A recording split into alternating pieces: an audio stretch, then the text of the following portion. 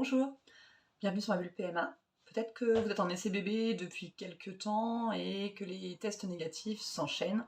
Donc vous commencez à vous poser quelques questions sur votre fertilité.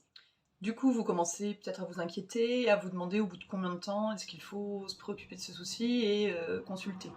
Le couple met environ 7 mois à tomber enceinte. Donc on a tous entendu parler de la copine, de la cousine, de la voisine, elle qui tombe enceinte, pouf, tout de suite après l'arrêt de la pilule. Donc ça, bah, super, tant mieux pour elle. Par contre, à savoir que ça reste exceptionnel. Les 7 mois avant de tomber enceinte sont une moyenne. Donc si d'un côté on a les copines super fertiles qui tombent enceintes en 5 secondes, ça veut dire que pour faire une moyenne, il y a des gens qui vont mettre plutôt autour d'une année à y arriver. Alors s'il faut donner une durée, on peut dire qu'il vaut mieux attendre 12 à 18 mois d'essai avant de se diriger vers la PMA. Alors bien sûr, si vous avez des antécédents, des soucis de santé, que ce soit gynécologiques ou des maladies graves contractées dans l'enfance, là vous êtes en droit de vous préoccuper de ces soucis plus tôt et de vous diriger vers la PMA plus tôt sans attendre les 12 mois à 18 mois. Alors vous vous demandez peut-être à qui je m'adresse lorsque j'ai un souci ou que je suppose avoir un souci d'infertilité ou en tout cas en essai bébé depuis quelques mois et toujours pas enceinte. Donc d'abord, vous pouvez commencer au bout de 6 mois à en parler à la personne qui vous suit sur le plan gynécologique, votre médecin traitant, votre gynécologue ou votre sage-femme, et vous voyez ce qu'il vous dit. Donc la personne que vous allez voir au bout de 6 mois va déjà pouvoir mettre au clair certaines choses par rapport à votre cycle, vérifier qu'il y a une bonne compréhension du moment de l'ovulation. L'ovulation dure vraiment pas longtemps, 1 à 2 journées sur le cycle, donc ils peuvent peut-être vous aider à y voir plus clair et à être sûr de ne pas louper ce créneau. Il faut savoir que certains soucis, notamment des troubles de l'ovulation, peuvent être gérés par un gynécologue de ville. Pour mon premier enfant, c'est une gynécologue classique qui m'avait prescrit des hormones à un certain moment du cycle, et c'est ce qui m'a permis de tomber enceinte. Ensuite, je vous ai dit que pour la PMA, il fallait avoir minimum 1 an d'essai derrière vous si on est dans un cas hors pathologie.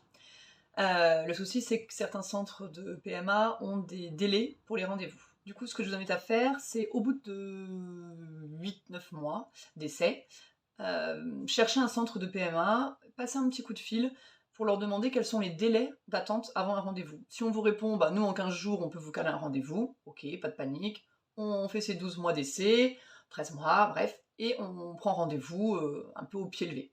Par contre, si le centre vous dit à nous, on est surchargé, on a 3 mois d'attente, vous prenez rendez-vous tout de suite. Il vaut mieux prendre un rendez-vous tout de suite et l'annuler par la suite si finalement vous êtes tombée enceinte, plutôt que d'attendre les 1 an, où votre patience a déjà été mise à rude épreuve, et au bout d'1 an, on vous annonce, maintenant il y a 3 mois de délai d'attente, ça vous rajoute 3 mois, c'est pas cool.